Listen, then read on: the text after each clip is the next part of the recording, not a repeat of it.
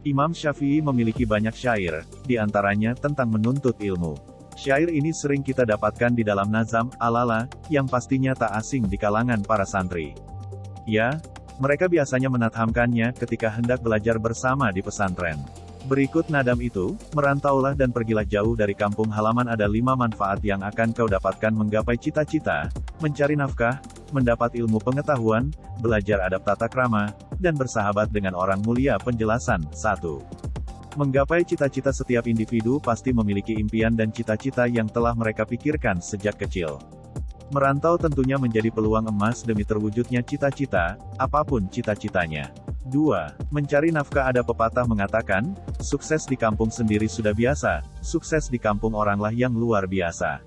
Sudah tak asing lagi jika di daerah tempatmu tinggal, ada beberapa orang perantauan yang menetap di sana. Tujuan mereka diantaranya mencari penghidupan untuk keluarganya. Mereka rela untuk meninggalkan kampung halamannya. 3. Ilmu pengetahuan. Dengan merantau adalah cara untuk memperoleh ilmu pengetahuan. Hal ini sudah dicontohkan oleh Imam Syafi'i sendiri, sebagaimana beliau merantau untuk menuntut ilmu kepada gurunya, yaitu Imam Malik bin Anas yang berada di kota Madinah.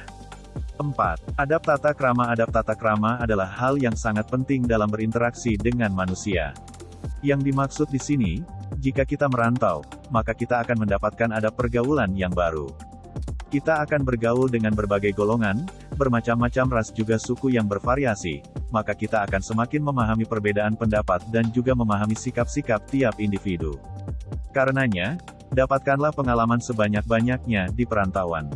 5. Bersahabat dengan orang mulia. Bersahabat dengan orang baik sangatlah penting, mungkin saja mereka dapat menolongmu, bukan hanya di dunia, semoga juga di akhirat kelak. Sebagaimana disebutkan dalam bait Al-Ala, jika ingin mengetahui seseorang tanyakan saja kepada temannya, karena sesungguhnya seorang teman itu mengikuti, menyerupai, temannya. Maka apabila ia buruk, segeralah jauhi, namun apabila ia baik dekatilah ia, maka kamu akan mendapat petunjuk hidayah. Wallahu a'lam.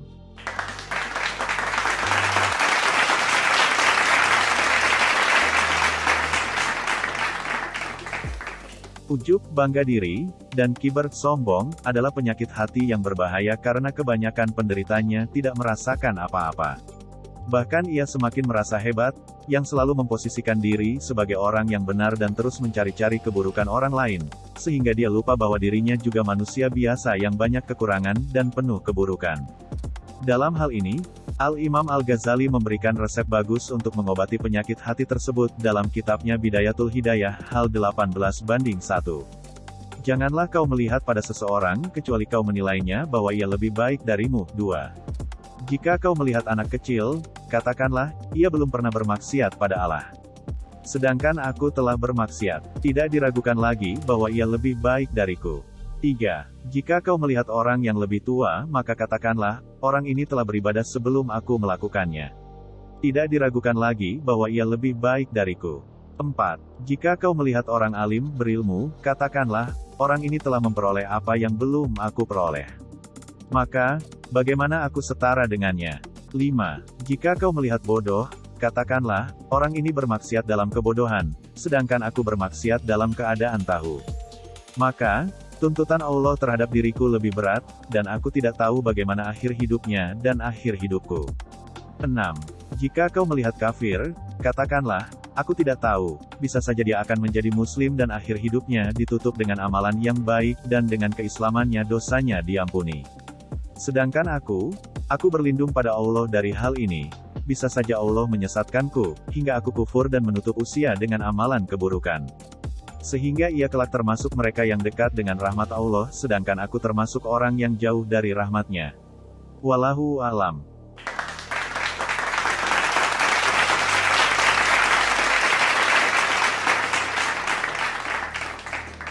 Dalam kitab Ihya Ulumuddin karya Imam Al-Ghazali, terdapat banyak penekanan khusus mengenai pentingnya menjaga lisan. Imam Al-Ghazali mengatakan bahwa lidah itu bagaikan pedang bermata dua, bisa mendatangkan hal baik dan bisa juga membawa kerugian. Sebelum berbicara kita harus sadari bahwa setiap perkataan yang kita ucapkan sangat berarti dan akan berefek kepada diri sendiri dan orang lain. Menjaga lisan menjadi hal yang penting untuk melindungi hati dari hal tidak berguna dan memberikan ruang bagi zikir Allah. Tiada suatu ucapan pun yang diucapkannya melainkan ada di dekatnya malaikat pengawas yang selalu hadir. Qs. Qaf ayat 18. Sesungguhnya Tuhanmu benar-benar mengawasi. Qs. Al-Fajr ayat 14. Imam Al-Ghazali menjabarkan beberapa hal penting yang harus diperhatikan dalam menjaga lisan. Berikut ini 5 tips dalam menjaga lisan. 1. Jauhi pembicaraan tidak bermanfaat. Kemana kamu pergi? Siapa yang kamu lihat? Apa yang kamu lakukan? Dan berapa harga bawang yang kamu bayar di pasar adalah hal-hal yang termasuk kategori tidak penting, ujar Imam Al-Ghazali ketika membicarakan ciri-ciri orang yang mendedikasikan hidupnya di jalan Nabi. Membicarakan hal yang tidak bermanfaat seringkali membuat manusia lupa untuk berzikir dan mengingat Allah. 2. Jangan boros berbicara, bicaralah seperlunya dan langsung kepada poin yang dimaksud. Kebanyakan orang merasa perlu membicarakan sesuatu yang sepele terus-menerus, padahal belum tentu hal tersebut penting. 3. Hindari obrolan-obrolan batil. Hindari pembicaraan tentang hal-hal yang sebenarnya haram untuk dilakukan. Bahkan membicarakan kebatilan sambil mengutuk perbuatan tersebut, juga tidak dianjurkan. Karena setiap pembicaraan kita akan terpatri dalam hati dan akan membuat kita mengingatnya kembali. 4. Jauhi perdebatan. Yang dimaksud perdebatan adalah perkataan dengan tujuan mendiamkan atau mengalahkan orang lain dengan alasan yang bertujuan untuk mengungkapkan kekurangan dan kelemahan sehingga akan terlihat cacat dan kebodohannya. Rasulullah Shallallahu Alaihi Wasallam pernah mengatakan bahwa orang yang paling dibenci oleh Allah adalah orang yang paling keras debatnya. Hari, Imam Al-Bukhari. 5. Jauhi perkataan yang menyakiti orang lain. Rasulullah Shallallahu Alaihi Wasallam menyukai orang yang menyenangkan, rendah hati, dan mudah bergaul dengan sesama. Untuk memenuhi hal tersebut, kita harus menjaga lisan dengan menjauhi perkataan caci maki, mengandung kedengkian, dan menjatuhkan harga diri orang lain. Hai orang-orang yang beriman, janganlah sekumpulan orang laki-laki merendahkan kumpulan yang lain, boleh jadi yang ditertawakan itu lebih baik dari mereka. Dan jangan pula sekumpulan perempuan merendahkan kumpulan lainnya, boleh jadi yang direndahkan itu lebih baik. Dan janganlah suka mencela dirimu sendiri dan jangan memanggil dengan gelaran yang mengandung ejekan. Seburuk-buruk panggilan adalah panggilan yang buruk sesudah iman dan barang siapa yang tidak bertaubat, maka mereka itulah orang-orang yang zalim. Qs Al-Hujurat ayat 11. Berbicara atau menyampaikan sesuatu tidak hanya dilakukan secara lisan. Di zaman modern seperti saat ini, menjaga lisan juga berarti membatasi hal yang kita tulis atau bagikan di media sosial. Apapun yang kita bagikan di media sosial meskipun kita tidak mengatakan atau membuatnya, maka kita akan ikut berperan dalam pengaruh pesan tersebut kepada orang lain. Dan hal ini sangatlah penting untuk diperhatikan. Berapa banyak orang yang terfitnah dan rusak reputasinya karena sesuatu yang terjadi di internet atau media sosial. Jika seseorang tertangkap kamera melakukan atau mengatakan sesuatu yang rasis atau kasar kepada orang lain, dan ada yang menangkapnya dalam kamera, maka kebanyakan orang merasa bahwa orang ini perlu diberi pelajaran. Mari kita sebarkan kelakuan buruknya agar semua orang tahu dan ia merasa malu. Namun setelah itu apa? Sekarang kita tahu siapa mereka, lalu apa? Apakah kita harus menghapus mereka dari muka bumi karena telah melakukan hal buruk? Apakah sebesar itu dosa mereka hingga mereka harus dipermalukan di depan umum, mendapat tekanan dari masyarakat, dan berkemungkinan kehilangan pekerjaan mereka? Berbicara di media sosial menjadi alat yang kuat, terutama sekarang ketika kita semua orang memiliki akses ke media sosial. Dalam hitungan menit, sesuatu bisa tersebar secara eksponensial ke seluruh bagian dunia. Kita seharusnya lebih berhati-hati dalam menjaga perkataan baik yang lisan ataupun yang kita tulis di media sosial, karena setiap perkataan dan tulisan akan kita pertanggungjawabkan nanti di akhirat.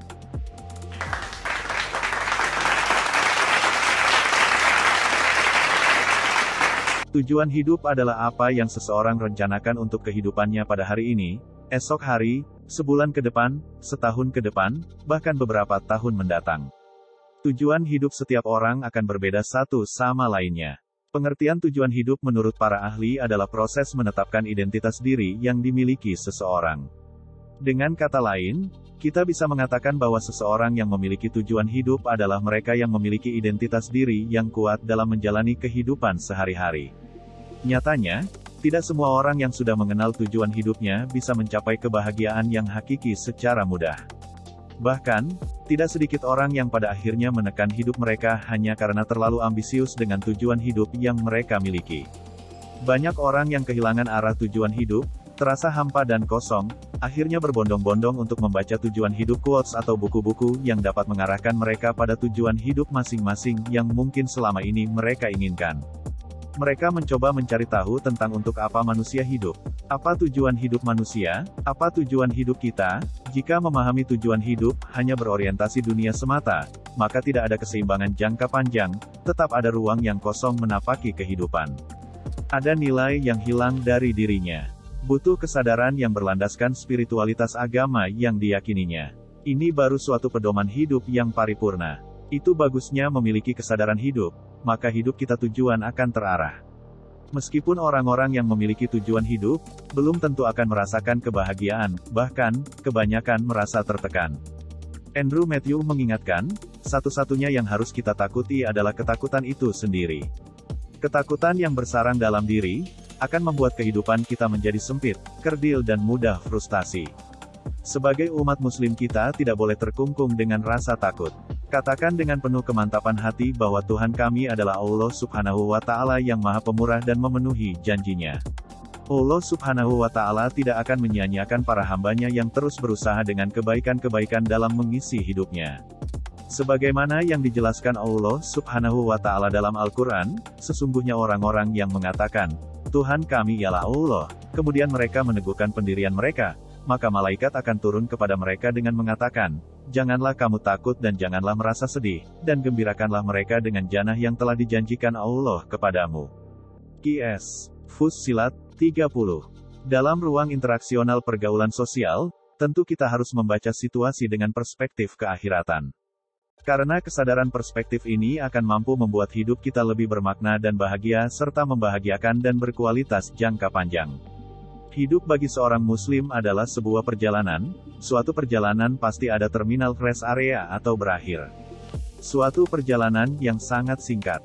Ia adalah sebuah perjalanan yang dimulai dari kelahirannya di dunia lalu berjalan menuju Rabbul Alamin, guna mempertanggungjawabkan amalan-amalannya sewaktu di dunia ini. Rasulullah Shallallahu Alaihi Wasallam mengabarkan hal ini dalam sabdanya, setiap hari semua orang melanjutkan perjalanan hidupnya, keluar mempertaruhkan dirinya, ada yang membebaskan dirinya dan ada pula yang mencelakakannya. Hadits riwayat Imam Muslim rahimahullah. Jadi, manusia ada yang beruntung dan ada yang celaka, semua tergantung pada dirinya sendiri, karena keduanya adalah pilihan. Khusus bagi seorang muslim, tentu memiliki keimanan yang bisa mengarahkan dirinya ke arah keberuntungan hidup, sesuai dengan petunjuk agamanya. Untuk mencapai keberuntungan TSB, jawabannya dapat kita ambil dalam kitab Raudah At-Talibin wa Umdah As-Salikin. Karya Imam Ghazali, memberikan pencerahan beberapa cara yang bisa kita terapkan, agar kita dapat merubah hidup kita menjadi suatu hal yang sangat berarti. Ada 5 fondasi yang diperlukan untuk menemukan tujuan hidup di dunia, yaitu, fondasi pertama, yaitu berpegang pada akidah yang benar, agar selamat dunianya dan akhiratnya. Kekeliruan menjalankan hidup karena dominasi hawa nafsu terhadap dunia. Cinta kedudukan, harta, dan dunia adalah racun yang mematikan. Kekuasaan dan ketenaran melahirkan kesombongan dan menjerumuskan hamba ke dalam cinta dunia. Keduanya merupakan perusak agama. Fondasi kedua, memenuhi hak dan kewajiban Allah Subhanahu wa Ta'ala. Imam Al-Ghazali rahimahullah menjelaskan, ada 2 macam hak Allah Subhanahu wa Ta'ala yang wajib dipenuhi, yaitu menunaikan semua kewajiban dan meninggalkan hal-hal haram, yang merupakan bentuk ketakwaan. Siapa yang melaksanakan kewajibannya, berarti ia telah menjaga diri dari akibat yang akan diterima berupa keburukan di dunia maupun di akhirat. Ia akan menerima kenikmatan surga dan ridha Allah Subhanahu wa Ta'ala. Fondasi ketiga, menebar kasih sayang terhadap sesama manusia dan makhluk lainnya, mencakup segala bentuk tindakan yang bertujuan untuk menciptakan ketenangan, kedamaian, kemaslahatan, dan kebahagiaan dalam hidup. Segala perilaku, baik yang memiliki efek positif, bukan hanya bagi diri sendiri, melainkan juga bagi orang lain, itu termasuk dalam kategori ini. Sikap perhatian dan empati terhadap orang-orang yang membutuhkan pertolongan dan menghindari diri dari perilaku lalim terhadap orang lain. Fondasi keempat, mengenali diri dengan sebaik-baiknya. Karena, Imam Al-Ghazali juga mengutip hadits Rasulullah Shallallahu Alaihi Wasallam, siapa yang mengenal dirinya, dia mengenal Tuhannya. Fondasi kelima, berpendirian kuat dan tidak mudah goyah. Istiqomah. Istiqomah berarti berpendirian kuat atau kukuh, berketetapan hati, tekun dan terus-menerus meningkatkan usaha untuk mencapai cita-citanya, mencapai tujuan hidup yang mulia. Dalam ruang sosial kemanusiaan, melakukannya harus dimulai dari diri sendiri, dari sekarang dengan kemampuan yang dimiliki, antara lain, 1. Menciptakan karya kehidupan, mulailah dengan niat yang kuat dan bismillah, untuk menciptakan sesuatu yang nantinya menjadi karya kehidupan kita. Untuk menerapkan hal ini, kita bisa menulis, menggambar, melukis, memainkan musik, atau membuat karya lain yang membuat diri kita menjadi bangga dengan kemampuan sendiri. Cari kemampuan TSB, masing-masing orang pasti memahami kemampuannya. Jika tidak bisa menciptakan suatu karya, bisa dengan sikap yang penuh dengan kemanfaatan dan kemaslahatan terhadap orang lain. Tentunya jangan lupa, semua hal yang dilakukan hanya mencari ridho Allah Subhanahu wa Ta'ala. 2. Berhubungan dengan manusia secara positif. Kehidupan kita akan menjadi sangat berarti, ketika kita hidup bersama orang-orang terkasih yang kita cintai dengan sepenuh hati. Coba nikmati dan rasakan bagaimana kebahagiaan merasuki kalbu kita dengan melihat senyuman dan canda tawa mereka. Karena kehadiran orang-orang tersayang, hidup kita akan menjadi sangat berarti dan indah. Suatu kondisi yang banyak hilang dari manusia modern saat ini. 3. Membantu orang lain yang membutuhkan. Kita akan merasa semakin bahagia dengan kehidupan kita, ketika kita merasa bahwa kehadiran kita di dunia benar-benar memberi manfaat bagi orang lain. Mulai dari sekarang, ulurkanlah bantuan apapun yang kita miliki untuk orang-orang yang membutuhkan bantuan kita. 4. Kesadaran hidup singkat. Menyadari bahwa kehidupan ini hanya berlangsung satu kali. Dengan menyadari betapa berharganya kehidupan ini, kita akan lebih berhati-hati dalam menentukan pilihan, membuat keputusan, dan benar-benar menikmati kehidupan dengan sebaik mungkin. 5. Terus mengembangkan diri untuk membuat hidup kita menjadi lebih berarti. Mulai dari sekarang kita perlu mempelajari hal-hal baru, meningkatkan pengetahuan, wawasan, dan mengasah segala kemampuan yang telah kita miliki sebelumnya. Terus belajar dan mempelajari ilmu dan hikmah dalam ruang kehidupan. Dalam menentukan dan mencapai tujuan hidup, harus berlandaskan nilai-nilai agama. Disinilah alasan mengapa agama memerankan peranan penting dalam kehidupan. Oleh karena itulah, dianjurkan untuk senantiasa berdoa kepada Allah Subhanahu wa Ta'ala baik dalam keadaan suka maupun duka.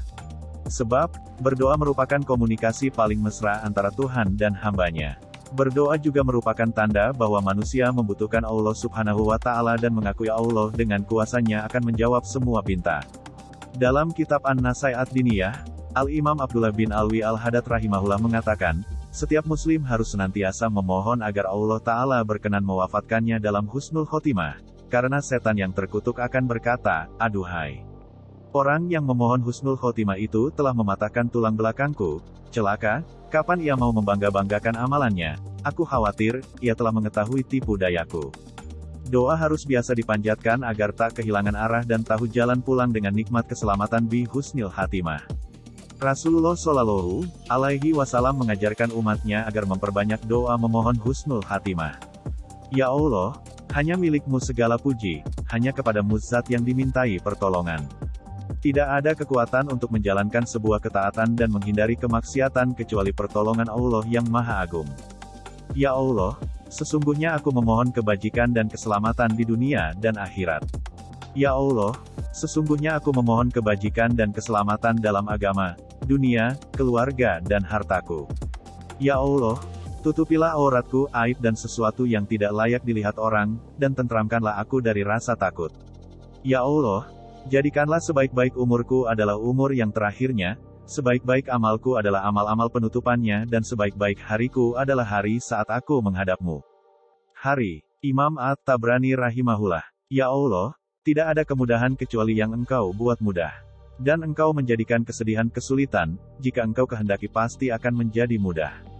Hari. Imam Ibnu Hibban rahimahullah. Ya Robku, lapangkanlah untukku dadaku, dan mudahkanlah untukku urusanku, dan lepaskanlah kekakuan dari lidahku, supaya mereka mengerti perkataanku. I.S. Toha, 25-28. Ya Allah, mudahkanlah kami saat pencabutan nyawa selamat dari api neraka dan mendapat kemaafan ketika amal diperhitungkan. Ya Allah, janganlah Engkau goyahkan hati kami setelah Engkau beri petunjuk dan berilah kami rahmat dari sisi-Mu. Sesungguhnya Engkau Maha Pemberi. Ya Tuhan kami, berilah kami kebaikan hidup di dunia dan kebaikan hidup di akhirat, dan jagalah kami dari siksa api neraka. Ya Allah, berikanlah kepada kami rahmat dari sisi-Mu, dan sempurnakanlah bagi kami petunjuk yang lurus dalam urusan kami ini. Surat Al-Kahfi ayat 10. Ya Allah, akhirilah hidup kami dengan Islam, akhirilah hidup kami dan membawa iman dan akhirilah hidup kami dengan husnul khotimah. Ya Allah, akhirilah hidup kami dengan husnul khotimah dan janganlah Engkau akhiri hidup kami dengan su'ul khotimah. Tuhan kami, berikan kami kebaikan di dunia dan kebaikan di akhirat. Lindungilah kami dari siksa neraka. QS. Al-Baqarah, 201.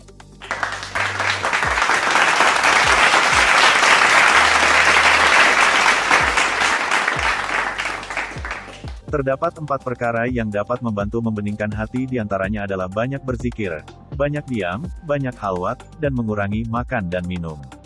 Syekh Ibnu Athaillah mengenalkan kita bagaimana membersihkan dan membeningkan hati sebagai dengan 4 perkara berikut ini. Pertama, zikir kepada Allah akan membersihkan hati dari kesesatan dari kebergantungan kepada selain Dia. Hati yang biasa dan mudah berzikir adalah hati yang mengenali iman, mengenal nikmat ibadah, merasakan manisnya ketaatan, dan memiliki rasa takut kepada Allah. Hati yang selalu mengingat Allah akan bergetar ketika mendengar namanya disebut, hati pun semakin lembut dan bersih dari kotoran. Allah berfirman, Allah telah menurunkan perkataan yang paling baik, yaitu, Al-Quran yang serupa, mutu ayat-ayatnya, lagi berulang-ulang gemetar karenanya kulit orang-orang yang takut kepada Tuhannya, kemudian menjadi tenang kulit dan hati mereka di waktu mengingat Allah. Itulah petunjuk Allah, dengan kitab itu Dia menunjuki siapa yang dikehendakinya. Dan barang siapa yang disesatkan Allah, maka tidak ada seorang pun pemberi petunjuk baginya. IS Az-Zumar, 39. 23. Orang yang berzikir mengingat Allah dengan lisannya tidak disebut berzikir jika hatinya tidak ikut berzikir. Hati harus menjadi sumber zikir untuk lisan dan bagian tubuh lainnya. Kedua, memperbanyak diam. Tergelincirnya lisan akibat terlalu banyak berbicara dapat berakibat buruk bagi dirinya dan orang lain. Diam adalah emas. Di dalamnya terkandung hikmah yang sangat dalam. Rasulullah bersabda, barang siapa beriman kepada Allah dan hari akhir hendaklah mengatakan yang baik atau diam. Imam Syafi'i R.A. mengatakan, mereka bertanya, mengapa kau diam saja saat kau dicaci?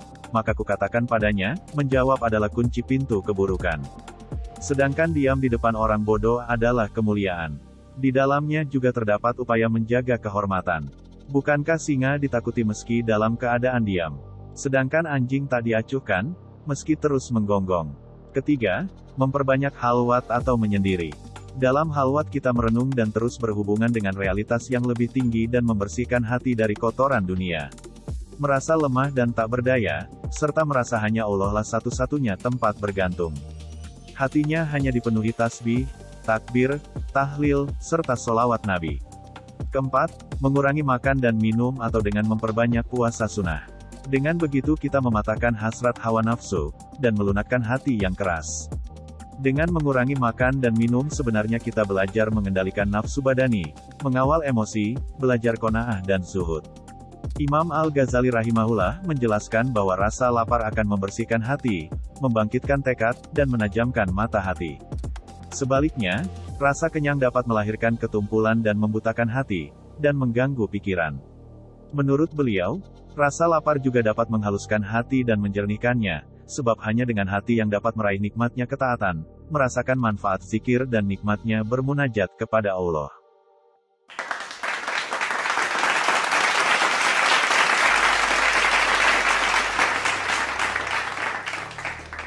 Umur Nabi Muhammad dan umatnya termasuk umat yang memiliki umur yang relatif pendek jika dibandingkan dengan nabi-nabi sebelumnya.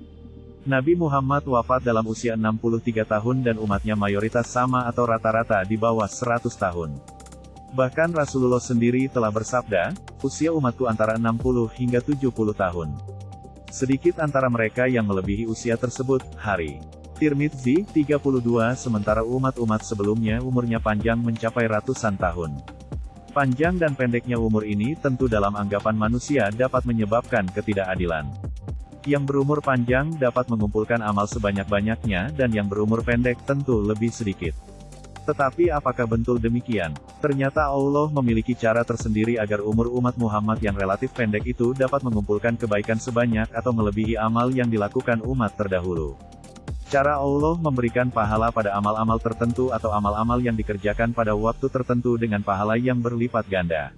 Seperti Allah memberi pahala setiap kebaikan dengan 10 pahala, salat jamaah diberi pahala 27 kali lipat, sedekah 700 kali lipat, amalan sunnah di bulan Ramadan pahalanya sepadan dengan amalan wajib dan amalan wajib dilipat gandakan 70 kali lipat. Dan yang sangat fantastis adalah amalan yang dilakukan pada malam Lailatul Qadar. Pada malam Lailatul Qadar, Allah melipat gandakan amalan sama seperti amalan yang dilakukan selama 1000 bulan atau sekitar 83 tahun. Sungguh luar biasa, kemurahan anugerah yang diberikan Allah kepada umat Muhammad. Sehingga walaupun umurnya pendek tetapi tetap dapat mengumpulkan pahala yang sepadan atau melebihi umat-umat sebelumnya. Anugerah kemurahan Allah yang diberikan kepada umat Muhammad. Ini mengandung pesan bahwa Allah melihat kualitas manusia bukan dari segi panjang atau pendeknya umur, tetapi Allah lebih melihat kepada untuk apa umur itu dipergunakan. Jika umur yang panjang digunakan untuk kemaksiatan maka tidak ada artinya syarr, tetapi jika umur yang pendek digunakan untuk kebaikan dan taat kepada Allah maka ini yang disebut umur yang baik khair. Hal ini senada dengan jawaban Rasulullah ketika ditanya seorang sahabatnya, siapa manusia yang paling baik? Rasulullah menjawab, orang yang umurnya panjang dan amal perbuatannya bagus. Kemudian Rasulullah ditanya lagi, lalu siapa orang yang paling buruk? Rasulullah menjawab, orang yang umurnya panjang tetapi amalnya buruk. Umat Islam memiliki kesempatan yang besar untuk mengumpulkan pundi-pundi amal dengan pahala yang berlipat ganda. Yang terpenting adalah bagaimana seorang muslim tidak melewatkan waktunya untuk melakukan kebaikan-kebaikan. Namun sayangnya, seringkali umat Islam kurang memperhatikan kemurahan Allah. Masih banyak yang lebih mengutamakan kesibukan duniawi di bulan suci ini ketimbang untuk beribadah. Padahal kemurahan pahala yang diberikan Allah kepada umat Islam di bulan Ramadan sebagai kompensasi pendeknya umur Muhammad dibanding umur umat yang lain. Diriwayatkan dalam kitab Al-Muwatta petik terbalik bahwa suatu ketika diperlihatkan kepada Nabi Muhammad umur-umur umat sebelumnya. Rasulullah agak tercengang dan membayangkan bagaimana mungkin umatnya dapat melebihi amal yang dilakukan umat-umat sebelumnya. Lalu Allah memberikan kepada Rasulullah Lailatul Qadar yang keutamaannya lebih baik daripada 1000 bulan. Karenanya, mari kita manfaatkan kesempatan bertemu bulan Ramadan di tahun ini untuk meningkatkan kualitas umur dengan melakukan amal kebaikan. Dengan itu semoga kita dapat berjumpa dengan Lailatul Qadar. Amin.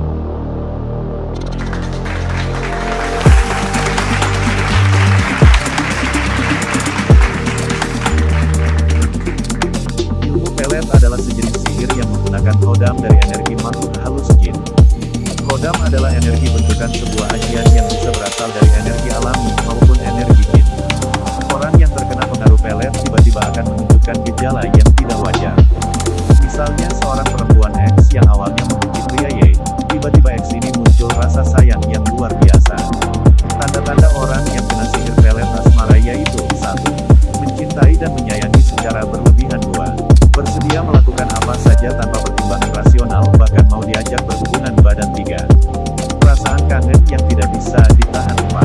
Ingin selalu bertemu, bahkan dalam beberapa kasus disertai dengan mimpi bila tidak bertemu. 5. Tidak tertarik bahkan membenci orang lain secara berlebihan padahal dia lebih cantik, lebih ganteng. Cara kerja pelet pengasihan biasanya menggunakan sarana benda-benda milik korban yang akan dipelet. Apakah itu baju, sapu tangan, celana, potlot, bolpen, dan lain sebagainya. Sebab pada benda-benda ini masih melekat energi eterik yang bisa digunakan sebagai media memutarbalikkan rasa dari rasa benci rasa yang biasa-biasa saja menjadi rasa sayang. Ketika Tuhan turunkan penyakit, pasti Tuhan turunkan obatnya pula. Biarkan pelet itu tetap ada karena ia menjadi pelengkap bagi kehidupan ini. Untuk mengobati pelet yang memiliki dampak negatif, obatnya sudah tersedia di alam. Ada yang dalam bentuk atau cara yang murni dengan bahan yang natural. Namun, untuk lebih mantapnya, dikombinasi dengan hal-hal yang metafisik berupa doa. Menurut para pinesepuh di wilayah Cirebon, Jawa Barat, pengaruh pelet dapat dinetralkan dengan param yang terdiri dari parutan buah pinang, jambe. Caranya, buah pinang itu diparut, lalu dijadikan param. Letakkan di atas piring. Kemudian bacakan ayat kursi sebanyak maksimum 313 kali. Namun jika yang membaca ayat tersebut orang yang rohaninya sudah matang, ayat kursi cukup dengan bilangan di bawahnya, 170 kali. Sementara itu, untuk pelet kelas rendah, cukup dibacakan ayat kursi 7x saja. Selanjutnya, param pinang itu dibalurkan ke sekujur tubuh orang yang diduga terkena pelet atau dicampur air, kemudian digunakan untuk mandi. Korban pelet atau serangan jenis magis lain dapat dinetralkan dengan air leri atau cucian beras. Caranya, air cucian beras itu digunakan untuk mandi. Jika jumlahnya terbatas, dapat dicampur dengan air agar dapat merata ke seluruh tubuh. Air beras juga dapat digunakan untuk menetralkan lokasi warung toko, yang tertutup secara magis akibat pengaruh sihir baik yang bersumber dari ilmu maupun sarana seperti kemenyan, air bekas memandikan jenazah maupun tanah kuburan. Bekas air wudhu dari orang yang ahli ibadah, yang berakhlak baik. Juga dapat digunakan untuk menetralkan ilmu pelet. Caranya, Anda dapat menampung air wudhu tersebut dengan menyediakan ember di bawah orang soleh yang sedang berwudhu. Selanjutnya, air bekas wudhu itu digunakan untuk mandi. Cara lain untuk menetralkan pelet dapat dilakukan dengan cara mandi atau berendam di air laut. Untuk lebih mantapnya, para pinisepuh menyarankan agar sebelum berendam itu berdoa menurut keyakinan masing-masing. Bagi yang muslim, membaca surah Al-Fatihah, Al-Ikhlas, Al-Falaq, dan membaca Anas dilanjutkan dengan ayat kursi, masing-masing 3 atau 7 kali. Pada saat posisi sudah berendam, bacalah istighfar sebanyak-banyaknya. Untuk hasil yang lebih maksimal, sempatkan untuk menenggelamkan seluruh anggota badan sambil beristighfar sebanyak-banyaknya. Beristighfar sambil menyelam itu dapat dilakukan sebanyak 3 kali ulangan. Kalangan mistik meyakini air laut mampu menetralkan pelet yang ampuh sekalipun karena energi-energi negatif itu akan kembali ke alamnya, dasar laut, saat orang yang diganggunya itu mandi atau berendam di laut. Bagi yang kediamannya jauh dari laut dan dekat dengan sungai tempuran, yaitu 2 sungai yang bertemu menjadi satu, dapat juga menetralkan pengaruh pelet dengan mengajak korban mandi atau berendam di sungai tersebut. 2 pertemuan sungai diyakini mengandung energi besar sehingga sering didatangi sambaran petir pada musim penghujan.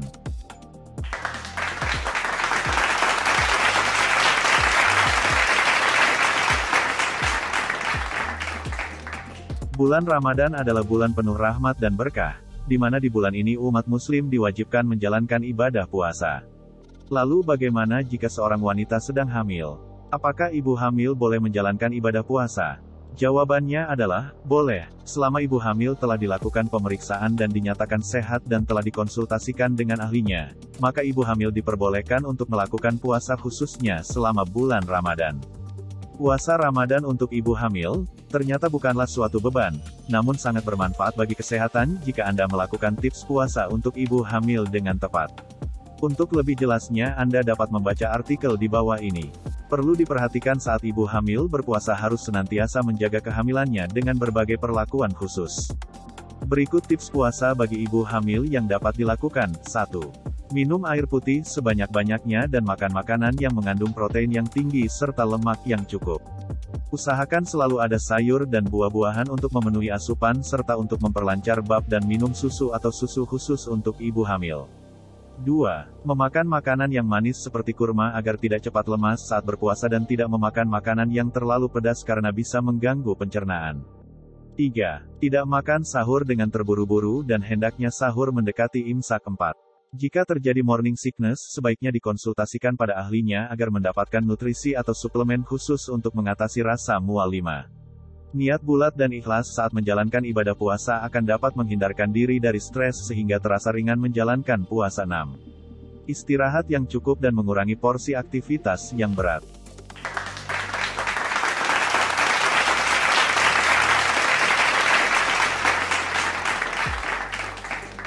Keistimewaan mandi fajar yaitu mandi pada pagi hari sebelum azan subuh yang banyak sekali orang tidak mengetahuinya, bahwa itu banyak khasiat dan manfaatnya bagi tubuh kita. Di antaranya ialah mandi di waktu terbit fajar, sekitar pukul 4 pagi, waktu istimewa. Para nabi dan rasul adalah manusia mulia yang senantiasa menghidupkan waktu sepertiga malam sampai fajar. Untuk itu mereka adalah manusia yang paling sehat dibanding umatnya. Keteladanan ini diikuti para tabi'in, tabiut tabi'in, dan salafus sholih. Mereka meraih kesehatan dengan banyak mendekatkan diri kepada Allah Ta'ala, dan insya Allah termasuk kebiasaan mandi di kala fajar. Gas O3 mempunyai pengaruh yang positif pada urat saraf, mengaktifkan kerja otak dan tulang.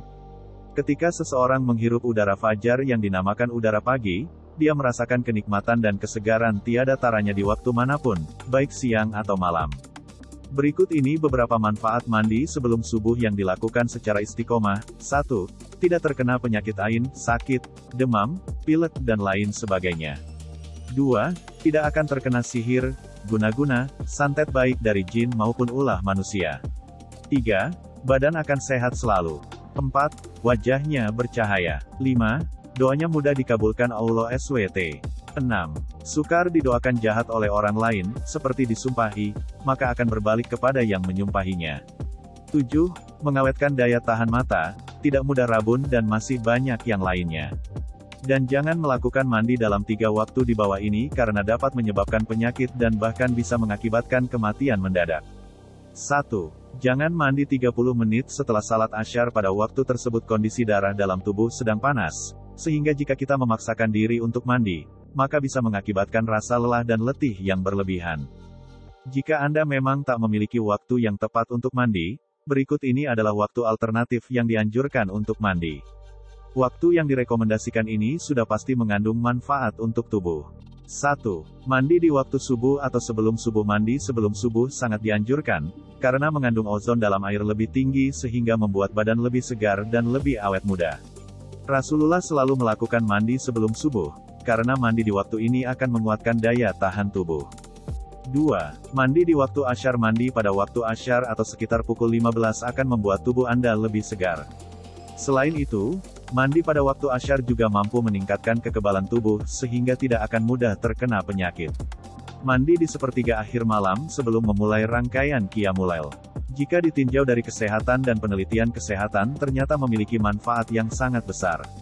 Mandi yang biasa kita lakukan pada pagi hari memang memiliki pengaruh besar untuk memulai aktivitas setelah tubuh menyisakan lelah setelah berjam-jam tidur di malam hari.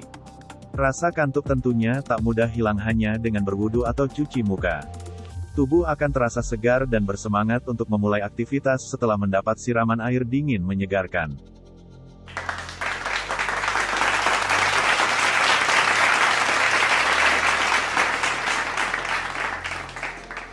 Setelah bekerja seharian penuh, pasti merasakan kelelahan, sehingga pada malam harinya tidur sebelum melaksanakan salat Isya. Lalu bagaimana hukumnya? Rasulullah melarang umatnya untuk tidur sebelum salat Isya. Di dalam beberapa hadis, ada larangan Rasulullah untuk tidak tidur sebelum melaksanakan salat Isya. Sebagaimana hadis berikut ini, artinya, Nabi Shallallahu Alaihi Wasallam membenci tidur sebelum salat Isya, dan melakukan pembicaraan yang tidak berguna setelahnya. Hari Bukhari No. 568, Muslim No. 237. Sedangkan waktu terbaik untuk melaksanakan salat Isya, adalah dengan mengakhirkan hingga sepertiga atau setengah malam, sebagaimana hadis Rasulullah yang berbunyi, artinya, jika sekiranya tidak memberatkan umatku maka akan aku perintah, agar mereka mengakhirkan salat Isya hingga sepertiga atau setengah malam, hari. Tirmidzi No. 167, Ibnu Majah No. 691. Adapun rentang waktu sepertiga malam dimulai dari pukul 19.30 dan diakhiri sekitar pukul 22.30. Berdasarkan data tersebut, seorang muslim paling cepat tidur sekitar pukul 20 dan kemudian bangun untuk melaksanakan salat subuh sekitar pukul 4.30. Artinya lama tidur yang ia jalani sekitar 8 jam 30 menit. Penelitian ilmiah baru-baru ini, sekelompok peneliti yang dipimpin Stephanie Reck dari Universitas Oxford, menemukan bahwa tidur lebih dari 99 jam semalam, bisa berakibat mimpi buruk. Sumber, republika.co.id. Hal ini dikarenakan dalam rentang waktu tersebut, mata akan bergerak cepat. Dan di saat inilah, biasanya mimpi buruk terjadi. Dengan demikian, bagi umat Islam yang lama waktu tidurnya 8 jam 30 menit, selain dalam upaya untuk beribadah, secara ilmiah ternyata dapat menghindarkan dirinya kepada mimpi yang buruk.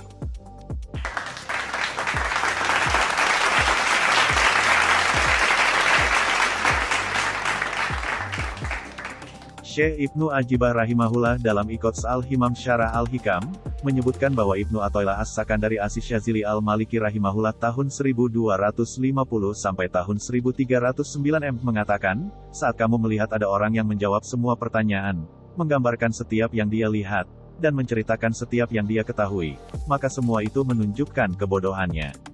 Dari pesan di atas, ada 3 tanda kebodohan, yaitu, pertama, mujiban, an kulli ma su'ila.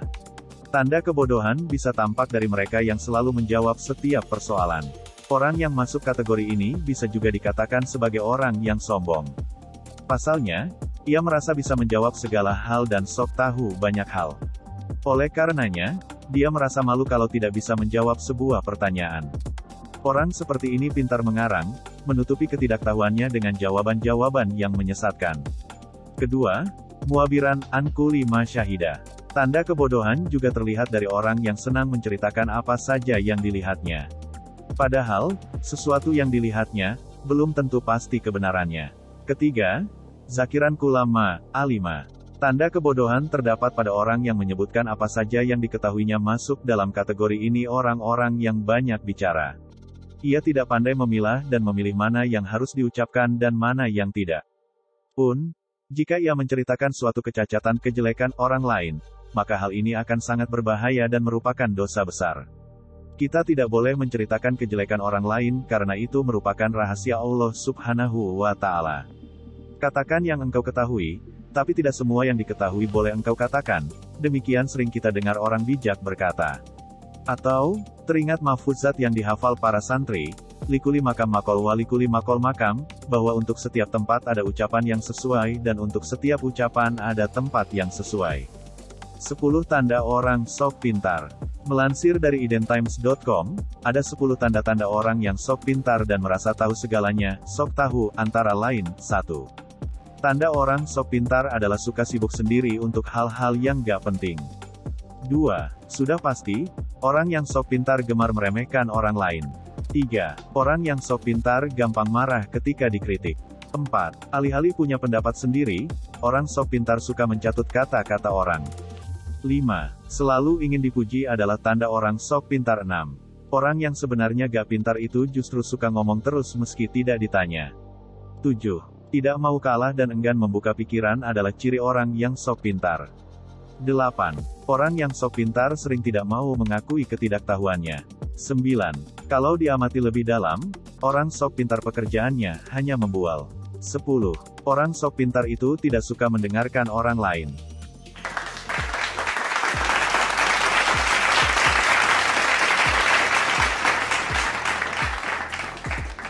Kata fitnah diartikan sebagai perkataan yang bermaksud menjelekkan orang. Fitnah yaitu komunikasi dengan satu orang atau lebih yang bertujuan untuk memberikan stigma negatif atas suatu peristiwa yang dilakukan berdasarkan fakta palsu yang dapat mempengaruhi penghormatan, wibawa atau reputasi seseorang. Fitnah juga diartikan sebagai kekufuran seperti yang dijelaskan dalam surat Al-Baqarah ayat 217, fitnah lebih kejam daripada pembunuhan, dan kesesatan seperti yang dijelaskan dalam surat Al-Maidah ayat 41.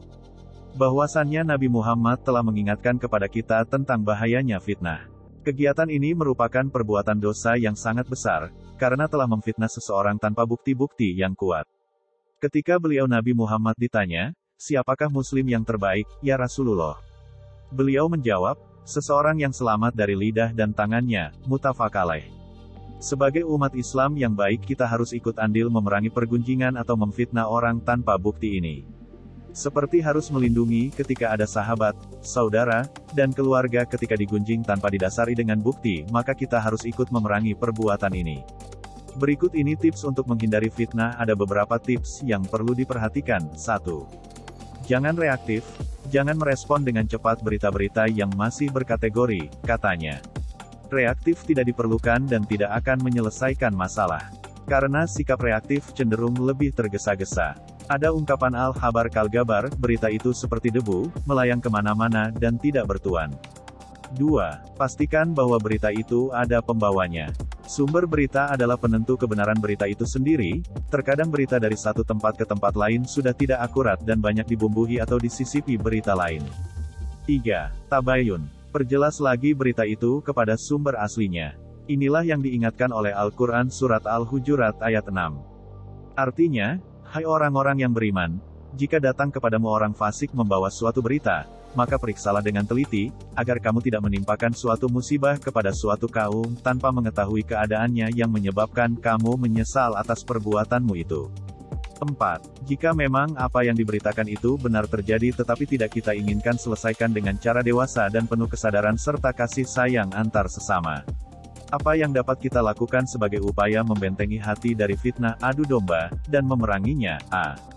Mulailah segala aktivitas dengan niat yang benar, yang baik dan tulus hanya untuk mendapatkan ridho Allah. B. Mintalah ridho dan restu orang tua, mintalah kepada orang tua untuk mendoakan agar kita selamat. C. Berpikir positif, husnuzon. Jangan memandang, menilai seseorang dari sisi negatifnya saja. D. Perbanyaklah mengingat Allah, zikrullah, karena zikir kepada Allah dapat melembutkan hati dan menyehatkan akal. E. Hati-hati dalam berbicara, bertindak dan dalam menerima informasi, berita. Gunakan akal sehat dan hati yang soleh untuk menganalisa dan menemukan kebenaran dari setiap informasi, berita. Jangan lupa untuk memohon petunjuk dari Allah dengan sholat istikharah.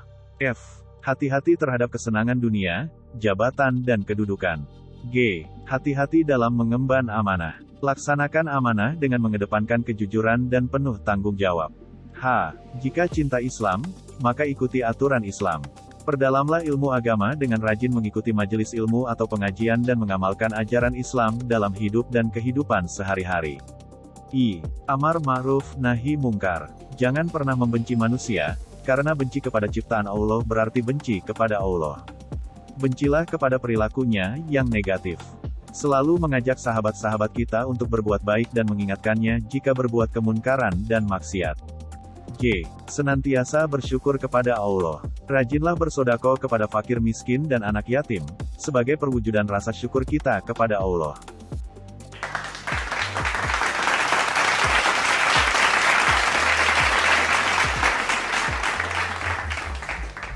Takabur berasal dari bahasa Arab takabaraya takabaru yang artinya sombong atau membanggakan diri. Secara istilah takabur adalah sikap berbangga diri dengan beranggapan bahwa hanya dirinya adalah orang yang paling hebat dan benar dibandingkan orang lain. Takabur semakna dengan ta petik terbalik azum, yakni menampakkan keagungan dan kebesarannya. Banyak hal yang menyebabkan orang menjadi sombong akibat takabur diantaranya dalam ilmu pengetahuan, amal dan ibadah, nasab, kecantikan, dan kekayaan. Takabur termasuk sifat yang tercela yang harus dihindari. Dijelaskan dalam firman Allah, artinya, sesungguhnya Allah tidak menyukai orang-orang yang sombong. IS. Al-Nahl pukul 16.23. Tidak akan sombong kecuali orang yang menganggap dirinya besar dan tidak akan menganggap dirinya besar kecuali orang yang meyakini memiliki sifat kesempurnaan. Pangkal hal tersebut adalah kesempurnaan keagamaan dan keduniaan. Keagamaan adalah menyangkut ilmu dan amal, sedangkan keduniaan menyangkut nasab, kecantikan, kekuatan, harta kekayaan, dan banyaknya pendukung. 1. Ilmu pengetahuan. Seorang berilmu pengetahuan mudah merasa tinggi dengan ilmu pengetahuannya. Merasakan kesempurnaan dan keindahan ilmu yang dimilikinya dan merendahkan orang lain. Ia menganggap paling mulia daripada orang lain. Ia terlalu merasa lebih mulia untuk melakukan sesuatu bagi orang lain. Ini menyangkut urusan dunia. Sedangkan menyangkut perkara akhirat, maka kesombongan adalah dengan memandang dirinya lebih tinggi dan lebih utama di sisi Allah daripada orang lain. Sehingga mereka sering mengkhawatirkan orang lain daripada mengkhawatirkan diri mereka sendiri. Orang ini lebih tepat disebut orang bodoh daripada orang berilmu, bahkan ilmu yang hakiki ialah ilmu yang mengenalkan manusia dengan Tuhan. Seseorang bertambah ilmu tetapi bertambah pula kesombongannya, hal ini karena mereka menekuni ilmu tetapi bukan ilmu yang hakiki. Serta mereka menggeluti ilmu dengan batin yang kotor, jiwa yang buruk dan akhlak yang tidak baik. Tidak memperhatikan jiwanya dan memperhatikan batinnya. 2. Amal dan ibadah. Orang yang zuhud dan para ahli ibadah tidak lepas dari nistanya kesombongan, kepongahan, dan tindakan yang memikat hati manusia. Kesombongan itu menyelinap di dalam diri mereka, baik menyangkut urusan dunia dan akhirat. Dalam urusan dunia, ia memandang orang lain lebih patut untuk menziarahi dirinya daripada ia menziarahi orang lain. Sedangkan dalam urusan agama, ia memandang binasa orang lain dan dirinya yang selamat. Padahal dengan pandangannya tersebut justru memastikan dirinya lah yang binasa. 3. Nasab keturunan. Orang yang mempunyai nasab keturunan yang mulia menganggap hina orang yang tidak memiliki nasab tersebut, sekalipun lebih tinggi ilmu dan amalnya. Kadang-kadang, sebagian dari mereka menyombongkan diri dan menganggap orang lain sebagai pengikut, sehingga mengakibatkan ia enggan bergaul dan duduk bersama mereka. Akibatnya dalam lisan ialah membanggakan nasab keturunannya. Ini merupakan hal yang sangat mengakar dalam jiwa, tidak dapat terlepas darinya orang yang berketurunan mulia, sekalipun ia orang yang solih atau berakal sehat. Hanya saja hal itu tidak mengimbas kepadanya jika tetap dalam kondisi yang baik. Jika emosi telah mendominasinya, maka hal itu akan memadamkan cahaya basirahnya dan mengimbas kepadanya. Rasulullah SAW bersabda, hendaklah orang-orang meninggalkan kebanggaan terhadap nenek moyang mereka yang telah menjadi batu bara di neraka jahanam, atau, jika tidak, mereka akan menjadi lebih hina di sisi Allah dari kumbang yang hidungnya mengeluarkan kotoran. 4. Kecantikan. Hal ini kebanyakan terjadi di kalangan kaum wanita dan menimbulkan cacian, gunjingan, dan menyebabkan aib-aib orang. Di antaranya, apa yang diriwayatkan dari Aisyah dalam sebuah hadis, ada seorang wanita mau menemui Nabi Muhammad SAW. Lalu aku berkata dengan tanganku begini, yakni ia pendek. Lalu ia Nabi SAW bersabda, kamu sungguh telah menggunjingnya. Pangkal timbulnya hal ini adalah terselubungnya kesombongan, karena seandainya Aisyah juga pendek, niscaya ia takkan menyebutnya pendek. Seolah-olah Aisyah ujub dengan postur tubuhnya dan menganggap pendek wanita itu dibandingkan dengan dirinya. Lalu ia mengatakan apa yang telah dikatakannya. 5. Harta kekayaan. Hal ini biasanya di kalangan raja yang membanggakan harta simpanan mereka, para saudagar yang membanggakan barang dagangannya, para tuan tanah yang membanggakan tanah mereka, atau para pesolek yang membanggakan pakaian, kuda, dan kendaraan mereka. Sehingga orang yang kaya merendahkan orang yang miskin dan menyombongkan diri. Secara umum, segala nikmat yang bisa diyakini sebagai kesempurnaan menimbulkan kesombongan. Demikian pula orang yang fasik, terkadang ia membanggakan dirinya dengan hal-hal buruk, seperti minum khamr dan berbuat mesum dengan para wanita. Menyombongkan diri dengan perbuatan-perbuatan keji ini karena ia mengira bahwa hal tersebut merupakan kesempurnaan, sekalipun salah. Itulah hal-hal yang secara umum dipakai para hamba untuk menyombongkan diri atas orang-orang yang tidak memilikinya atau atas orang-orang yang memiliki tapi menurut anggapannya masih di bawah tingkatannya.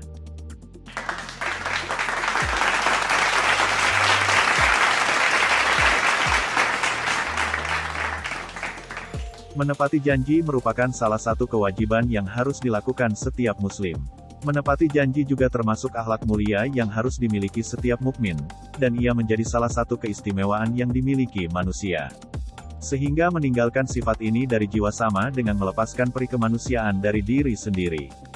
Bahkan menurut Islam, orang yang menanggalkan sifat ini berarti telah menyemai benih-benih kemunafikan dalam dirinya. Rasulullah Shallallahu Alaihi Wasallam bersabda, artinya, ciri-ciri orang munafik ada 3, apabila berbicara ia berdusta, apabila berjanji ia tidak menepati, dan apabila diberi amanah ia berkhianat. Hari Al-Bukhari dan Muslim. Allah Subhanahu wa Ta'ala berfirman yang artinya, hai orang-orang yang beriman, penuhilah akad-akad janji-janji itu. Al-Maidah 1. Dalam ayat lain, Allah juga berfirman yang artinya, dan tepatilah perjanjian dengan Allah apabila kamu berjanji. An-Nahl 91. Begitu penting dari kewajiban menepati janji itu, sebab di dalamnya terdapat keutamaan dan keistimewaan. Di antaranya, pertama, dengan menepati janji, kita terhindar dari sifat munafik. Sebab, perilaku orang yang munafik salah satunya adalah ingkar janji. Ada 4 perkara, jika terdapat pada diri seseorang, dia adalah orang munafik murni. Dan barang siapa yang melakukan salah satu perkara itu, maka padanya terdapat bagian dari sifat munafik, hingga ia meninggalkannya. 4 perkara itu adalah apabila berbicara ia dusta, apabila berjanji ia ingkar, dan apabila diberi amanat dipercaya ia berkhianat, dan apabila bermusuhan dia aniaya. Hari Bukhari, Muslim, Abu Dawud, Tirmidzi, dan Nasai. Kedua, dengan menepati janji dapat menjadi jalan untuk masuk surga Firdaus. Surga Firdaus ini hanya diperuntukkan bagi orang yang memiliki sifat-sifat baik, di antaranya adalah menepati janji. Allah Subhanahu wa Ta'ala berfirman yang artinya, dan orang-orang yang memelihara amanah-amanah yang dipikulnya, dan janjinya. Qs. Al-Mu'minun 8. Ketiga, dengan menepati janji, kita akan terbebas dari tuntutan baik di dunia maupun di akhirat. Setiap janji akan diminta pertanggungjawabannya, sebagaimana firman Allah SWT yang artinya, dan penuhilah janji sesungguhnya janji itu pasti diminta pertanggungjawabannya.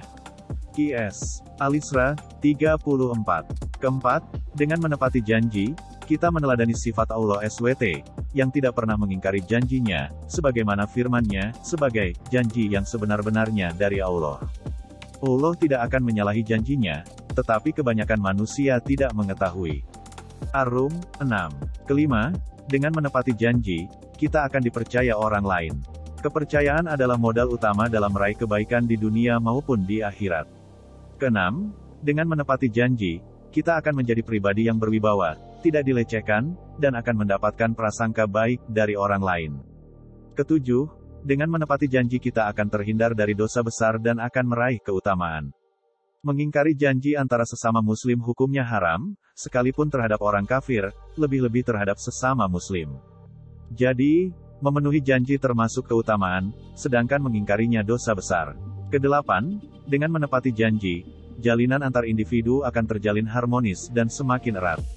Menepati janji merupakan wujud dari memuliakan, menghargai, dan menghormati manusia. Kesembilan, dengan menepati janji, kita digolongkan sebagai orang yang berakal.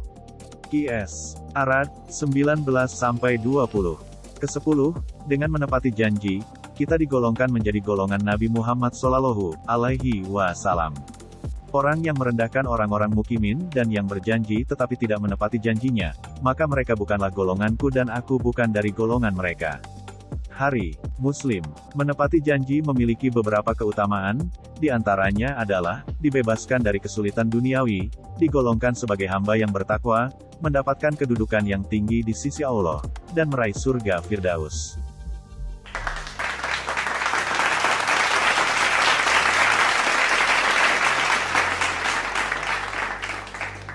Salah satu yang harus diperhatikan oleh murid adalah akhlak kepada gurunya. Adab yang baik merupakan salah satu kunci untuk mendapatkan ilmu yang bermanfaat dan berkah. Sebaliknya, jika seorang murid atau santri tidak memiliki adab kepada gurunya, akan menjadi penghalang keberkahan dan manfaat ilmu. Karena mengingat pentingnya adab tersebut, berkata Syekh Al-Habib Muhammad bin Alwi Al-Maliki, aku marah terhadap murid yang tidak menghormati gurunya, meskipun sang guru adalah temannya. Banyak dari aliran sesat dalam agama Islam yang bersumber dari murid yang tidak taat kepada guru. Contohnya adalah Mu'tazilah dan Wahabi. Aliran sesat Mu'tazilah berasal dari seorang yang bernama Wasil bin Ato. Beliau sebenarnya adalah murid dari Imam Hasan Al-Basri, tapi beliau menentang pendapat guru beliau sendiri, Imam Hasan Al-Basri. Merasa lebih pintar dari guru sendiri. Lalu Wasil bin Ato, tadi membuka majelis sendiri, disitulah sumber kesesatannya.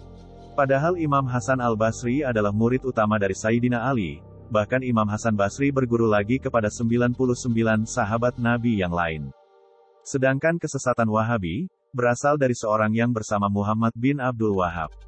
Beliau sebenarnya adalah murid dari Syekh Sulaiman Al-Kurdi, Mufti Madinah, dan kawan seperguruan Datuk Kalampayan. Namun Muhammad bin Abdul Wahab ini menentang dengan Syekh Sulaiman Kurdi dan menyebarkan faham sesat Wahabi. Pelajaran yang dapat kita ambil di sini adalah begitu bahayanya apabila kita tidak menaati perkataan guru. Jangan sampai kita keluar dari jalan guru-guru kita. Maka turuti perkataan dan akhlak beliau, agar kita semua selamat dan mendapat barokah guru-guru kita.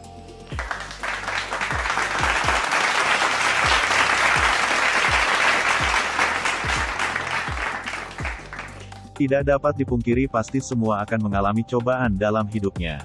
Saat dihadapkan dengan cobaan, bahwa kita harus menyadari Allah dengan kita bukan berarti sebaliknya Tuhan sedang membenci kita. Banyak dari kita ketika mendapatkan beberapa cobaan masalah hidup, sebagian dari kita akan lari dan akan meninggalkan masalah tersebut tanpa mencari bagaimana cara penyelesaiannya. Dengan menghindar dari berbagai masalah tersebut kita berpikir masalah akan hilang dengan sendirinya. Namun ada juga yang memilih untuk tetap menerima dan sabar menghadapinya sembari mencari jalan keluar dari permasalahan yang ada.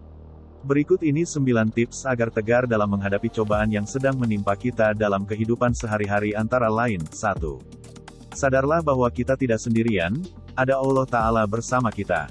2. Ingatlah bahwa di balik takdir Allah pasti ada hikmah yang indah. 3. Tidak ada yang dapat memberi kebaikan dan menyelamatkan dari keburukan kecuali Allah Ta'ala, maka janganlah menggantungkan harapan kecuali kepadanya. 4. Apapun yang ditakdirkan menimpamu, ia tidak akan meleset darimu. Dan apapun yang ditakdirkan meleset darimu, ia tidak akan dapat menimpamu. 5. Ketahuilah hakikat dunia, maka jiwa kita akan menjadi tenang. 6. Berbaik sangkalah kepada Allah. 7. Pilihan Allah untuk kita, itu lebih baik daripada pilihan kita untuk diri kita sendiri. 8. Cobaan yang semakin berat, menunjukkan pertolongan Allah semakin dekat. Jangan pikirkan bagaimana datangnya pertolongan Allah Ta'ala, karena jika Allah berkehendak, maka akan mengaturnya dengan cara yang tidak terlintas di akal manusia. 9. Kita harus berdoa meminta kepada Allah, yang di tangannya ada kunci-kunci kemenangan. Jika kita perhatikan, kebanyakan prinsip di atas mengaitkan kita dengan Allah. Karena memang manusia itu makhluk lemah, dan dia tidak akan menjadi kuat kecuali jika mendapatkan suntikan kekuatan dari luar, dan tidak ada yang mampu memberikan kekuatan seperti Allah Azza wa Jalla. Dari sini, kita juga bisa memahami, mengapa semakin orang dekat dengan Allah Ta'ala, semakin kuat pula jiwanya dan semakin kuat akidah seseorang, maka semakin kuat pula kepribadiannya. Wallahu a'lam.